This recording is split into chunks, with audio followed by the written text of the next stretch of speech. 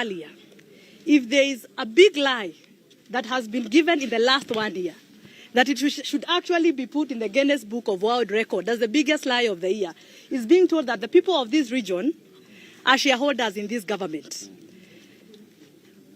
People of this region cannot be shareholders in this government, and the money that was allocated to their projects by the previous administration has been taken away and redirected to other projects elsewhere, as if they are children of a lesser God and they do not deserve those projects.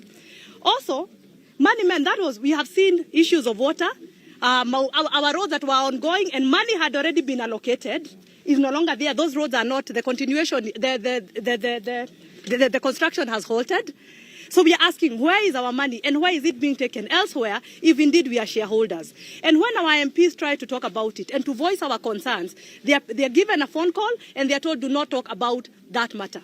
When our ministers try to address these issues within ministers from this region, when they try to address those issues from within their dockets, they are wanangolewa, wanapelekwa wizara zingine ndio waache kuongea hiyo maneno.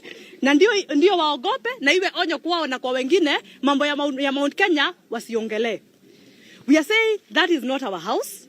We have been taking comfort in someone else's house and saying we belong there. We have to build our own house where we can voice our concerns, where we will not be intimidated, where we will not be told that someone is holding a sword, ready to deal with us if we start asking questions. So I'm asking our people from this region, so that our leaders in parliament can have a voice. We need to build our own house called Jubilee, where if they are chased away from the other side or they are intimidated, they will have a place to call home. Jubilee is our liberation party. That is the party that is going to liberate us from this oppression. We cannot be staying in the oppressor's house and saying hiyo ni nyumba yetu tukona shareholding. From now moving on, we have to start a new movement where we go build our party Jubilee, and then from there start raising our voices, start challenging our MPs, our ministers to talk without fearing. We are not, I've said, we are not children of a lesser God. We are not to be intimidated. We have every right to ask for what belongs to us, for our resources, because we also pay taxes. But for us to do this, we must be in a place where we will not be intimidated. And that place is called Jubilee. Jubilee Party, and that's why no matter how much they are trying to fight our party, we are going to win that battle in court. We are going to take our party back, and we are going to fight for this region and for our country. Because when we are in Jubilee, Jubilee will be able to align with people with like-minded people, ODM and the others, and Wiper, and be able not only to fight for ourselves, but to fight for the region. Kikuyu's leaders have always been known to fight against oppression from the Mau Mau days to the days of second liberation. But what has happened now? We have become very timid. If our forefathers came now, they would be very shocked that we are the people who just sit down and, we are just the people who just hold back and allow the government to do whatever it wants, even if it's oppressing us. We must rise to become the people we are. We are a very strong community. And if we work with other strong communities, we will be able to liberate not only our region, but this country. Thank you very much. Yes? The number two in the government. The number two in government is the one who is telling us that we are shareholders in that government, knowing that he's lying. If he is a shareholder himself, regarding Gachagua is a shareholder in government, and whoever else feels he's a shareholder because they have government appointments, that does not represent the rest of us. That is regarding Gachagua and his office. It does not represent Mount Kenya because he never talks about Mount Kenya. People have been dying in Lamu, Kikuyus. People are being harassed in Eldoret. He does not talk. I have not heard him talk about Lamu. I have not heard him talk about Nyamakema traders. But he's telling us we are shareholders. Hiyo ni kiti yake yeye mwenyewe. Haituhusu. Haituhusu. So that is his position.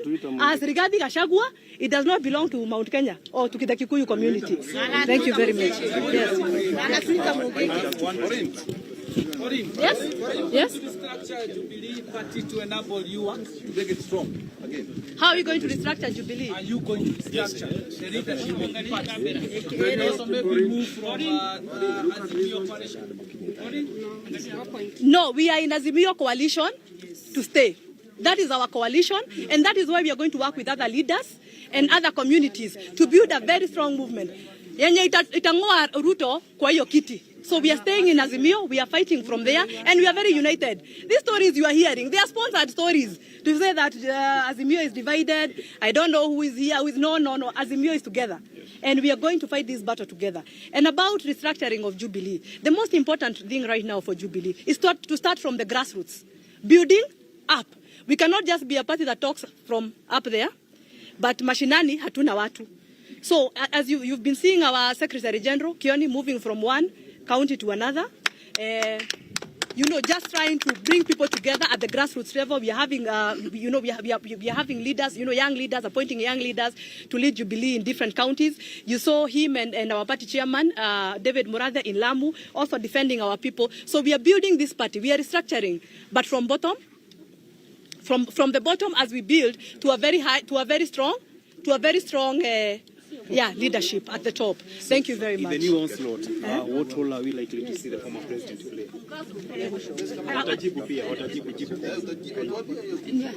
Let him first speak and then I'll